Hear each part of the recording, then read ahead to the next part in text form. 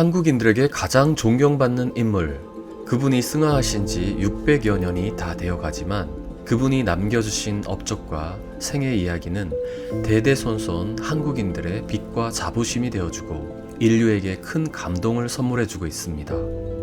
그분은 누구일까요? 그 이름만 들어도 저절로 고개가 숙여지는 분, 바로 세종대왕입니다.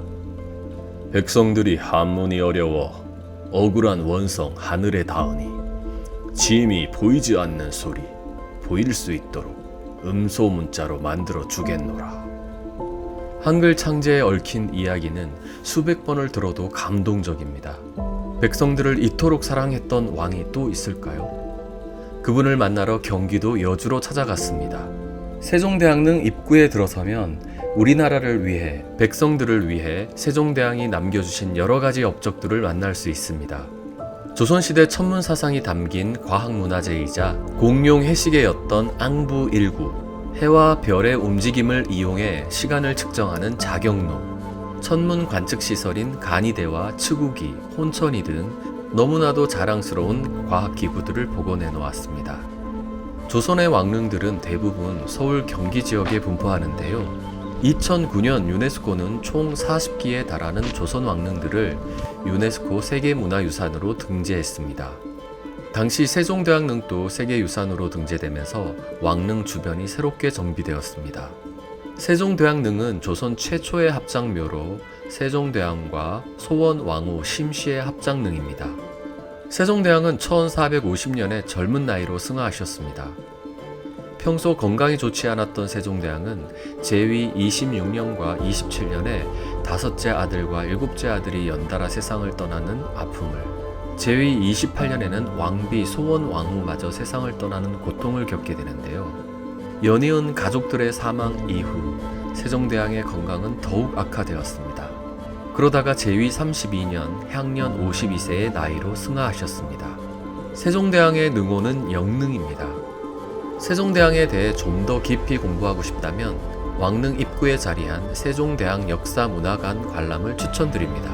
세종대왕은 조선을 건국한 태조 이성계의 손자인데요. 태정, 태세, 즉 조선의 네 번째 국왕입니다. 본명은 이도, 자는 원정, 아명은 막동입니다. 세종은 조선이 건국된 지 5년이 지난 후인 1397년에 태어났습니다. 고려 왕씨 왕조의 군인으로 지내다가 역성혁명으로 나라를 뒤엎고 왕위에 올랐던 초대 할아버지 이성계, 2대 큰아버지 정종, 3대 아버지 태종 이방원과 다르게 조선시대에 태어나서 왕족으로서 왕위에 오른 첫 임금입니다. 세종대왕은 32년의 재위 기간 동안 수많은 업적을 남겨 조선은 물론 한국사를 대표하는 최고 성군으로 칭송받고 있습니다. 세종대왕이 창제한 한글은 현대 대한민국, 북한의 공용문자로 지정되어 통용되고 있으며 세종대왕 시대에 확립된 북방의 국경은 그대로 한반도 이북 지역의 국경으로 자리잡아 오늘날까지 이어지게 되었습니다. 세종대왕은 제위 9년 박연에게 경기도 남양에서 나는 옥으로 평경을 만들게 했는데요. 이제까지 평경은 중국에서 수입해서 사용했는데 국산화에 성공한 것입니다. 제위 12년에는 농사직서를 반포하였고 공노비에게 출산휴가를 주는 법을 제정했고 매질을 가하는 형벌을 금지하였습니다. 그리고 청동활자인 계미자가 고르지 못함을 인식하여 활판 인쇄 기술을 더욱 발전시키기도 했습니다.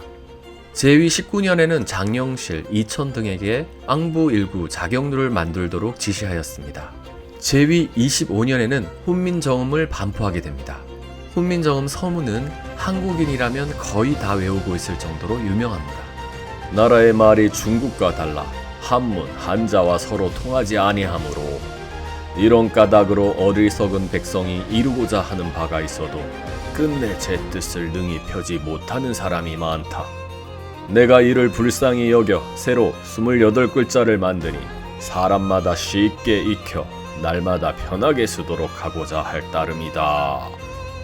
이렇게 세종대왕은 마지막으로 한글을 선물하시고 세상을 떠났습니다. 이처럼 세종대왕의 치세는 현대 한국인의 문화와 생활에도 큰 영향을 끼쳤으며 이순신과 함께 한국인에게 가장 존경받는 인물입니다. 효종대왕릉은 조선 17대 효종과 왕비 인선왕후 장씨가 모셔진 쌍릉입니다. 효종은 인조의 둘째 아들로 1636년 병자호란으로 형인 소현세자와 함께 청나라에 8년이나 인질로 잡혀 있었습니다. 이후 소현세자가 변사하게 되고 뒤를 이어 왕세자에 책봉되고 1649년에 즉위했습니다. 효종은 즉위 후 대동법을 실시하고 상평통보를 주저하여 화폐를 널리 보급하였습니다.